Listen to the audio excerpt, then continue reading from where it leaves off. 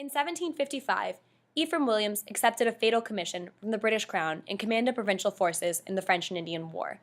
With news of deadly battles reaching his men, Williams decided to pen his will in 1755, and after making various bequests to family members, he designated his remaining money, which ultimately amounted to just over $11,000, for the, quote, support and maintenance of a free school. Perhaps a bit ambitiously, the will also provided that any extra money be apportioned to a free school in the East Township, present-day North Adams, but financial constraints precluded such a project. Williams' timing in writing his will proved impeccable. His last will and testament was completed on July 22, 1755, and on September 8, 1755, Williams was killed en route to reinforce Fort Edward in New York. His company of 1,200 was attacked by a troop of 1,400 French and Indian soldiers in what became known as the Bloody Morning Scout, and Williams was fatally shot. Following Williams' death, preparations began in 1765 to found Ephraim Williams Free School. Per the will's provisions, West Township was incorporated to Massachusetts under the name Williamstown, though it faced additional challenges until 1773 due to a border dispute between Massachusetts and New York. The Massachusetts legislature granted a charter to the free school in 1788, and the trustees commenced a lottery to raise money for a schoolhouse 1 year later. This lottery raised just under $3,500 and provided for the construction of West College, which served as the dormitory, classroom, library, cafeteria, and chapel for students. Though the original building burned down in 1951, a historically accurate representation was constructed in 1952 with greater fire safety considerations, and the building you stand in front of today is a student dormitory. Wood salvaged from the original West College was used to construct the West College room in the Alumni House. In 1791, the size of the student body was modest, consisting of 45 students enrolled at the free school and 20 students enrolled in a more advanced program.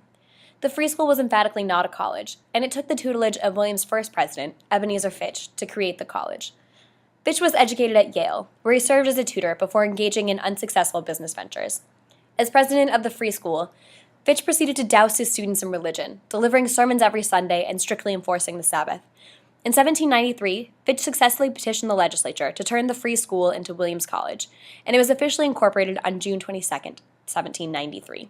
The free school was eventually eliminated, and Williams College opened its doors with an enrollment of 20 undergraduates. Despite its early success and Fitch's instrumental role in earning Williams College respect and celebrity, the Fitch administration was fraught with growing pains. Perhaps the most serious of these growing pains was the college's first rebellion in 1802. In a journal entry, Fitch wrote, "We have lately had trouble in the college. The judgments we drew up and published to the classes respecting their examinations in March gave offense. For 10 days, we had a good deal of difficulty, but the faculty stood firm and determined to give up no right. The, quote, trouble, Fitch describes, regarded students protesting the marks they received on their examinations, and the rebellion was eventually exhausted by the faculty's resilience." However, just 6 years later in 1808, the administration again faced student discontent, and this time, things would not be so easily resolved. At commencement in 1808, the sophomore class began a petition for the removal of 2 tutors, William Fitch Backus and Oliver Chapin. The sophomores had recruited the assistance of 2 seniors in their cause, but the seniors were dissuaded from supporting their petition by President Fitch, who would not permit them to partake in commencement should they continue to flame the discontent. The seniors retired, and the matter seemed to have simmered by the end of the summer vacation. However, upon return to the college, Professor Olds, with the support of Fitch, addressed the now junior class, informing them that they needed to sign an acknowledgement of their impropriety. The junior class wholly refused to submit. When the matter was presented to the trustees, Fitch abandoned Professor Olds and supported the students in their refusal. Offended and betrayed, Olds resigned his position, as did the protested professors Backus and Chapin.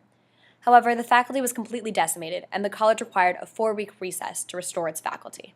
By the end of Fitch's tenure, which would conclude in 1815, enrollment had dwindled to 24 students, and the college's location in rural and isolated western Massachusetts wasn't doing it any favors.